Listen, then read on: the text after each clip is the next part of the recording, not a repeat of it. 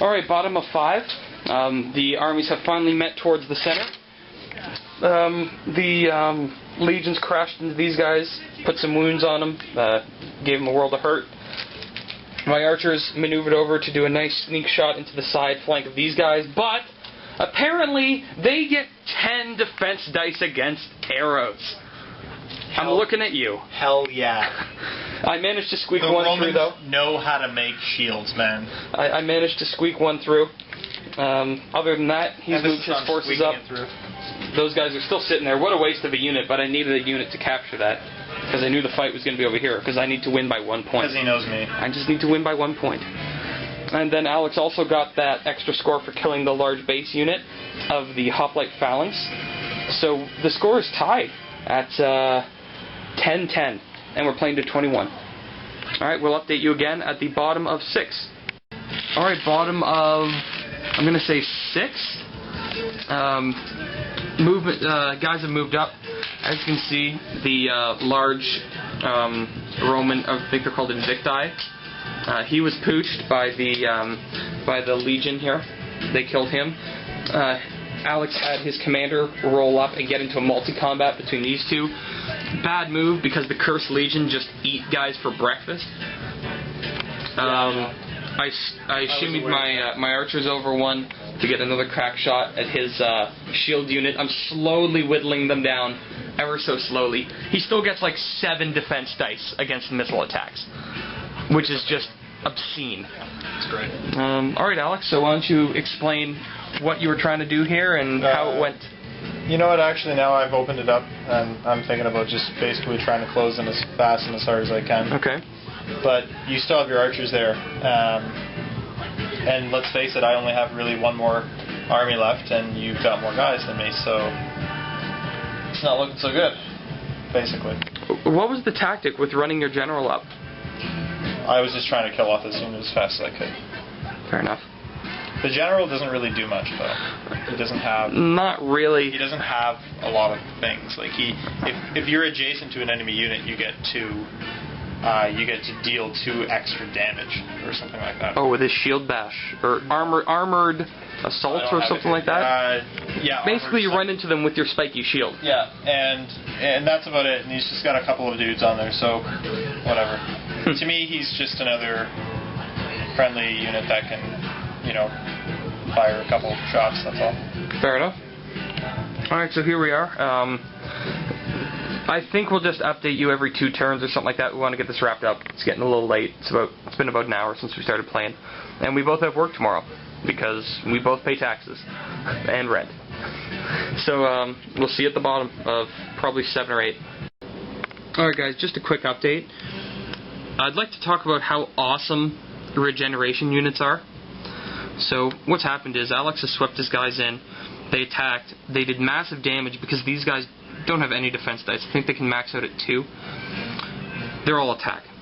So he attacked in, killed 7, and then on my turn, because they have regeneration, that green one there, you get 1 extra, and do the Lord of the Dead, I think it's called, power, that little cross thing.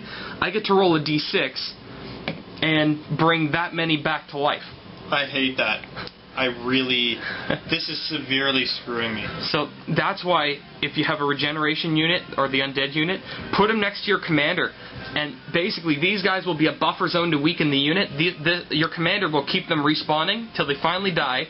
Then he sweeps in for the kill. See, folks, that's what I call a good, solid commanding unit. The Romans don't have one.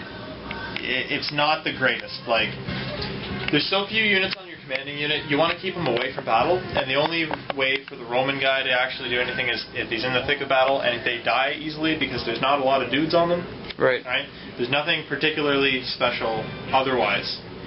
So, but like this is a highly, like, this is a perfect utility guy right there. He's regenerating guys. Like, that's ruthless. Like, this is my last army, man. Like, you can easily kill me right now. Your last unit, you mean? Yeah, basically. Yeah. I mean, like, this I'm not counting. Who knows, man? We may tie for points. We're both at 16. We'll see how it goes. Anyway, yeah, I just wanted to throw that in there. Alright, guys, bottom of 9. As you can see, there's not much left. It's been a bit of a bloodbath. Alex had such a fantastic roll 2 rolls. Two rolls. Very successful. He wiped out the Cursed Legion, actually, when I was attacking you. And your defense roll wiped it out. And then he murdered my awesome, regenerating, bring possibly 6 guys back at the end of your turn. You know what? In one foul swoop. You know he what? caused 7 wounds. The trick was I pushed the units to do it multiple times, like 3 times. So I lost 3 guys, but look how much damage I did. The Romans are great for that. You know what? Just toss a guy away. You push the unit. It's worth it in the end. Yeah. So worth it. I took out so many dudes just because I pushed the guys. I pushed the archers, got an extra 6 shots. Like, I took out like 5 guys. 1 guy for 5 dudes. Like, that's excellent, especially in a situation where I'm running out of time and options. But it's a tactical choice you have to make. You have to make it. Think about it, you know. Like, you don't have to think too hard about it. You know, obviously, certain situations you could see it's obvious that you don't want to push your unit. Right. But you know what? Often it's worth it. Right. Oh, I'm gonna have to move back. Yeah. No, that's fine.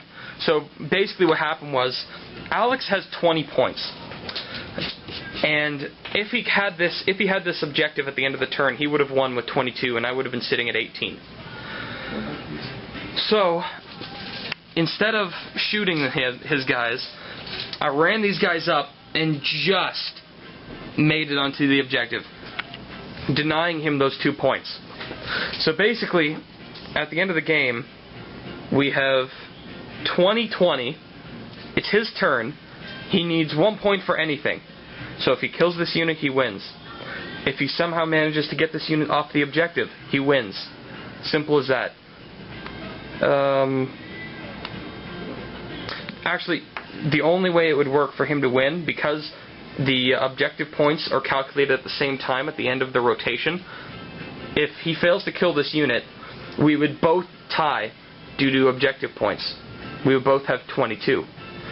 So he needs to kill this unit and get the 2 points for the tray to win before we can tie.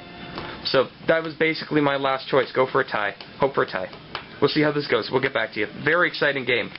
In one roll, out of 8 dice, he rolled 5 6s, a 5, and a 3. Disgusting. Disgusting. Alright, we'll get back to you later.